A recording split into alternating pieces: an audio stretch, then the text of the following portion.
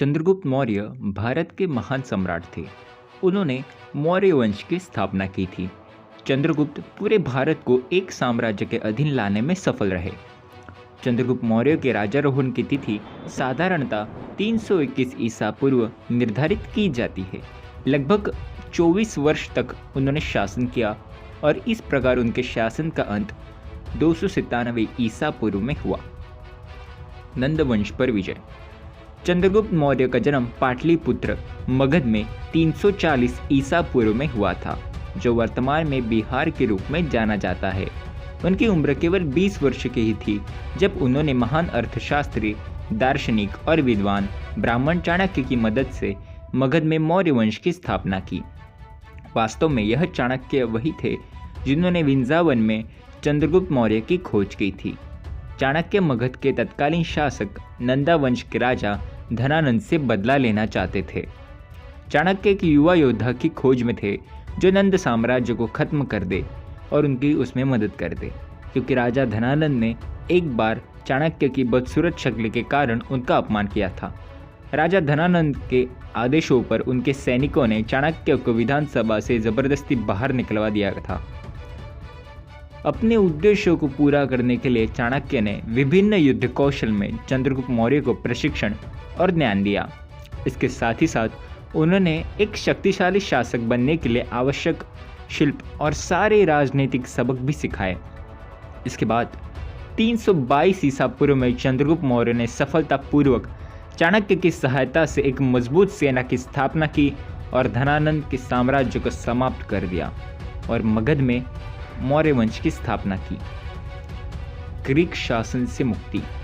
मगध जीतने के तुरंत बाद उन्होंने उत्तर पश्चिम में यूनानी शासन के खिलाफ लोगों का एक गुप्त विरोध महसूस किया, जहां वर्तमान में पंजाब और सिंध स्थित है।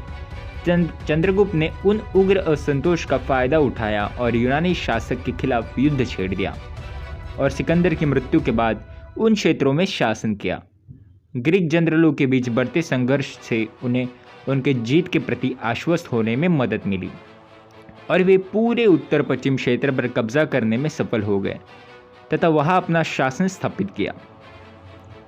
भारत हिंदुस्तान के राजा के रूप में मान्यता। अफगानिस्तान पर कब्जे के साथ उन्होंने हिंदू कुश क्षेत्र, ईरान के साथ साथ तजाकिस्तान और किर्गिस्तान के कुछ हिस्सों पर कब्जा किया। भारत में उन्होंने अपने साम्राज्य को आगे बढ़ाकर पश्चिम भारत के सौराष्ट्र और काठियावाड़ी तक विस्तार किया। इसके साथ ही साथ उन्होंने दक्षिण भारत के साथ साथ डेक्कन पठार में अपना शासन स्थापित किया। चंद्रगुप्त ने पश्चिम भारत के अवंती और इसकी राजधानी उज्जैन और कोंकण क्षेत्र पर भी कब्जा कर लिया। इस प्रकार उन्होंने एक विशाल साम्राज्य की नींव रखी और अपने राजवंश को प्रभावी ढंग से नियंत्रित करने के लिए उन्होंने अपनी राजधानी पाटलिपुत्र से केंद्रीय प्रशासन प्रदान किया और अंततः भारत के राजा के रूप में मान्यता प्राप्त की। अफगानिस्तान और सिंधु घाटी राज्य का एकीकरण। एक विशाल सेना की मदद से उत्तर पश्चिमी सीमाओं को जीतने के बाद चंद्रगुप्त सिंधु घाटी राज्यों की तरफ चले गए, जिन्हें वर्तमान में अफगानिस्तान, पूर्वी फारस आदि के रूप में जाना जाता है। पूर्वी फारस के साथ पूरी सिंधु घाटी का क्षेत्र ग्रीक शासक सेल्यूकस निकेटर के नियंत्रण में था। सेल्यूकस ने शुरू में मौर्य सेना के साथ एक भयंकर लड़ाई लड़ी, पर वे जल्दी ही इसमें हार गया। इस क्षेत्र में शांति स्थापित करने के लिए सेल्यूकस ने मौर्य साम्राज्य के साथ साथ एक संधि पर हस्ताक्षर किया और चंद्रगुप्त मौर्य ने उनकी बेटी से विवाह भी कर लिया। इस तरह अंत में पूरी सिंधु घाटी का राज्य मौर्य वंश के शासन के तहत आया था।